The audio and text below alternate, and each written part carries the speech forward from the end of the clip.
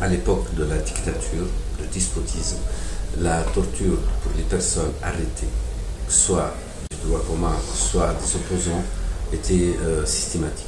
Systématique, non pas au poste police seulement, mais pendant le transport de la personne arrêtée. Et c'était donc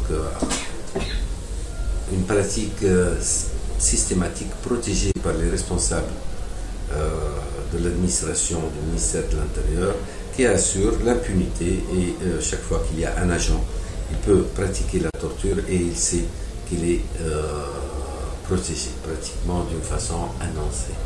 Maintenant, la torture n'est pas une pratique systématique. La torture peut être pour des objectifs, donc d'obtenir des aveux, et ou bien pour corriger, pour punir. Il y a ces deux axes. Et pour certains agents du ministère de l'Intérieur, cette pratique, elle est essentiellement pour raccourcir la voie, pour obtenir des aveux concernant certains crimes, que ce soit des crimes du droit public ou bien que ce soit des crimes relevant du terrorisme et de l'extrémisme violent. C'est une pratique qui doit disparaître.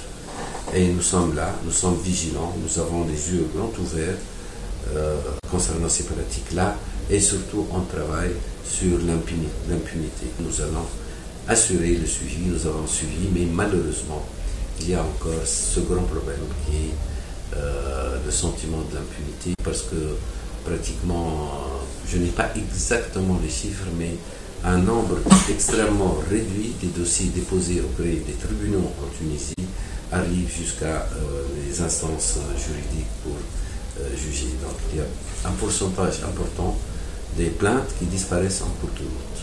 Et nous sommes là, nous travaillons, nous avons même mené à des enquêtes, nous avons réalisé un projet avec l'OMCT exactement, et pourquoi faire? Pour tout simplement sensibiliser les magistrats pour que les délits effectués par des personnes relevant des ministères, ces personnes-là doivent être jugées.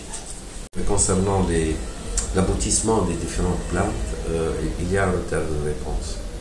Il y a un retard de réponse, mais nous sommes là. Le taux, le nombre va diminuer objectivement parce qu'avant, pendant la dictature, personne n'ose déposer. S'il y a des victimes qui déposent parfois quelques jours après parce qu'ils sont persécutés, harcelés, retirent leur plainte. Ça, on l'a vécu en tant que militant dans la Ligue, que ce soit dans le comité directeur ou bien dans les sections. Nous avons vécu beaucoup de cas où des familles ont été persécutées, que des personnes ont été persécutées par la police et ont demandé le retrait, de ne plus intervenir dans ce dossier-là parce que pour eux c'est réglé, ou bien n'est pas dissous. Maintenant, les gens ont du courage. Donc le nombre de plaignants à la Ligue seulement s'est multiplié des dizaines et des dizaines de fois.